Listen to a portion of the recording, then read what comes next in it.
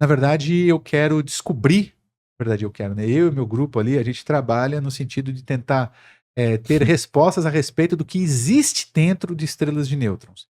Estrelas de nêutrons, só para contextualizar, são estrelas que são tão compactas, mas tão compactas, que não vou lembrar o número, cara, mas uma colherzinha de chá da matéria de uma estrela de nêutron, você tem, caberia trilhões e trilhões de quilogramas. Meu Deus, De cara. tão denso, de tão denso. É tão denso, mas tão denso, que no interior dessas estrelas não existem mais átomos, né? Não é possível a existência de átomos no interior desse tipo de estrelas. Os prótons e nêutrons que compõem os átomos, né, são elementos, são partículas que compõem os átomos, eles estão desconfinados, eles não é possível a organização dessas partículas juntamente com elétrons para compor um átomo, de tão denso que é aquilo. E tem toda uma dinâmica ali, e a gente busca dados observacionais para tentar entender o que acontece lá dentro, porque é tão denso que aquilo pode trazer algum tipo de resposta com relação, por exemplo, à matéria do universo mais primordial, como era a matéria no universo mais primordial, porque a matéria no universo mais primordial, ela estava num estado de densidade Ela não estava expandida, gigantesco. né? Não, ela estava no estado. Num... Comprensada, assim, digamos. Exatamente. Extremamente. E Aham. muito. Então, a gente pode buscar respostas com relação àquilo, e, na verdade, no entendimento da matéria e de tudo aquilo que compõe aquilo que a gente conhece e aquilo que existe, né? Uhum. É, uma estrela de nêutron, ela traz informações extremamente preciosas, e observar uma estrela de nêutron eventualmente é mais barato do que fazer um acelerador de partículas como a LHC, onde a gente consegue, é muito O importante, LHC é o da Europa lá? Ou é o... da Europa, é, colisor de partículas pesadas, tipo Gigantesco. de prótons, ou colisor de prótons ali, põe prótons para colidir em velocidades gigantescas, e isso traz muitas respostas para muitas coisas, descobertas de muitas partículas, Boson de Agora, Higgs e tudo em mais. relação à estrela de nêutrons, né? Ah, Ela... A gente consegue identificar ela no universo, por exemplo. Se a gente apontar um telescópio para alguma estrela ou coletar dados, a gente consegue dizer essa daqui é de nêutron, essa daqui não.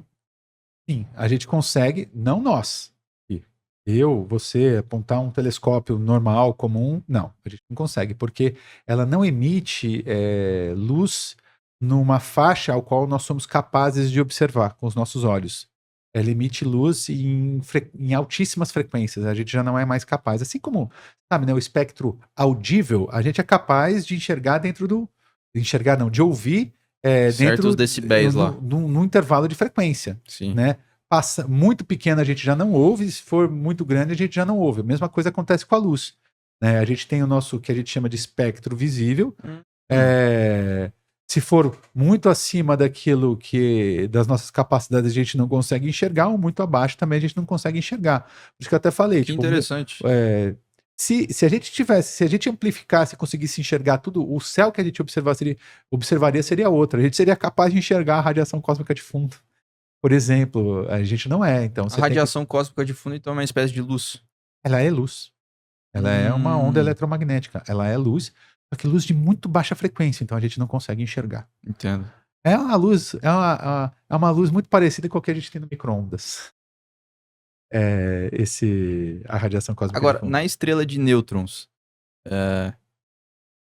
como que é possível uma coisa tá tão A gente sabe como que ela chega naquele estado de compreensão?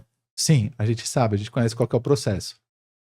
Mas vamos lá. Na verdade, você, por exemplo, tem estrelas aí que tem até 8 massas solares, ou um pouco maior agora, não lembro o intervalo de massa, mas você tem estrelas, tipo o Sol, que são muito maiores que o Sol, tem uma quantidade de massa muito maior que o Sol, e aí sim, elas entram num processo de supernova, né, que é de colapso dessa estrela.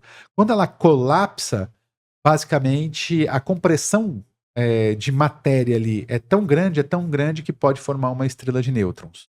Então, a gente diz que estrelas de nêutrons, elas são cadáveres estelares, né? É uma estrela que morreu.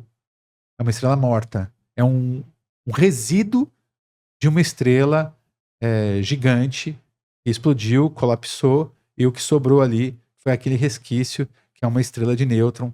Mas só para você ter uma ideia, uma estrela de nêutron, do quão densa ela é. Pausa rápida aqui. Se você assistiu até aqui, considere se inscrever no canal. Isso nos ajuda a trazer convidados cada vez mais incríveis e ter conversas mais interessantes. Então, se inscreva no canal e ative o sino das notificações para não perder nenhum episódio. Então, de volta ao podcast. A estrela de nêutron, ela tem por volta, a gente consegue fazer medidas com relação a isso. Pensa, ela tem por volta de 15 quilômetros de raio. 15 quilômetros de raio. Pensa numa... É grande, né? Para uma estrela é tecnicamente pequeno. Extremamente pequeno. Pra gente é grande, mas para uma estrela é muito pequeno. Então pensa numa coisa que tem aproximadamente 15 quilômetros de raio. E uma colher de chá. E pensa que ali dentro de 15 quilômetros de raio, numa esfera que tem 15 quilômetros de raio, cabe uma quantidade de matéria a 2 massas solares. 2 vezes a massa do Sol. Em 14 quilômetros de raio. Para você ter uma ideia da densidade do negócio. Pega o Sol e compacta toda a matéria que existe no Sol e mais um pouco, ou melhor, você pega 2 sóis, compacta toda a matéria que existe em 2 sóis numa esfera de 15 quilômetros. Ela chega a modificar o tempo igual o buraco negro? Sim. É? Sim, chega a A modificar massa é tão o tempo. potente que... Uma massa tão potente que curva o espaço-tempo. Caramba. Ela curva o espaço-tempo assim como faz um buraco negro. Muito intenso. Então, o tempo próximo a uma estrela de nêutrons passa diferente comparativamente ao tempo de um observador distante. Vou fazer uma pergunta boba agora, César. Nenhuma pergunta é boba. Elas ficam dentro de galáxias ou Sim, fora, assim? sim, dentro de galáxias. Como se fosse uma estrela realmente ali dentro da galáxia. Sim. Hoje já existe um mapeamento gigante aí dessas estrelas, que a gente chama de pulsares, na verdade, né? Já observamos várias estrelas de nêutrons, né? Que a gente pensa que esses pulsares sejam estrelas de nêutrons. Pulsares também é outra coisa muito interessante. São estrelas de nêutrons que rotacionam muito rapidamente. Rotação é muito rápida. Pensa numa coisa que... Bom, o número eu não vou saber, mas que, sei lá, rotaciona 300 vezes por segundo, mais até, 300, dá 300 voltinhas por segundo, até mais.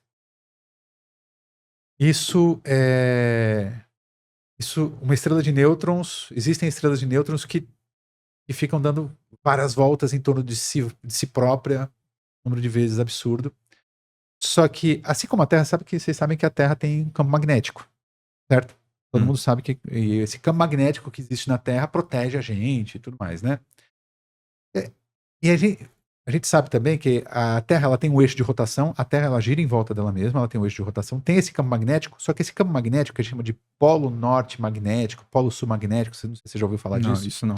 Então, existe. Esse campo magnético protege a Terra. Ele fica um pouquinho deslocado do eixo de rotação da Terra, ele fica um pouquinho deslocado. Tá? Tanto que quando você pega a bússola, só para orientar as pessoas, né? Quando você pega a bússola ela vai apontar para o norte magnético da Terra. Ela não vai estar apontando assim para o norte eixo de rotação da Terra, ela vai apontar para o norte magnético da Terra. Tá? Uma estrela de nêutron acontece uma coisa muito, muito parecida. Ela dá voltas em torno dela própria e ela tem o campo magnético, que é muito mais alto do que o campo magnético aqui na Terra. Só que esse campo magnético também está um pouco deslocado do eixo de rotação. Então, ela está girando aqui, certo? E o campo magnético uma velocidade alta. Uma velocidade muito alta e o campo magnético está aqui. Se esse campo magnético, se esse eixo sobre o qual está o campo magnético está apontado para a gente consegue enxergar essa estrela. Só que pelo fato da estrela estar rotacionando, ela vai aparecer tipo cintilante para a gente, piscando. Não constante. Não constante, ela vai aparecer piscando. Só que o negócio pisca numa precisão tão absurda que é mais preciso do que os relógios atômicos que a gente tem aqui na Terra. Meu Deus, é uma coisa cara. absurda. Então ele fica que piscando. Massa, véio. E é uma coisa tão coerente, eu digo assim, coerente assim, é uma coisa tão absurdo, numa precisão tão grande, A primeira pessoa a detectar, observar, foi uma astrofísica chamada Jocelyn Bell, tá?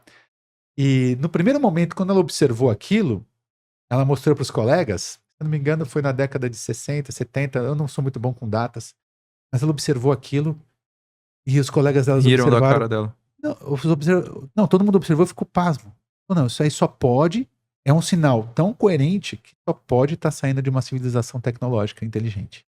Então eles acreditaram que aquele sinal tinha origem numa civilização tecnológica. Era tão bizarro ao ponto dos caras, cientistas, acharem que era uma civilização. Exatamente.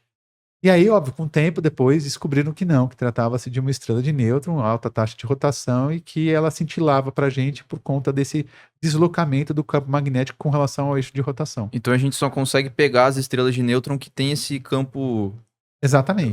E tá virado pra gente. Pra Terra. Tem que estar apontado pra Terra, senão a gente não vai observar. Então deve ter milhares que assim que a gente não observa, né? Tem vários que a gente não consegue observar. Só que, enfim, é uma história interessante essa. E pena que não era uma civilização, né? seria interessante, eu gostaria que fosse, mas enfim, não é. Eu acho bem difícil que a gente encontre tão cedo.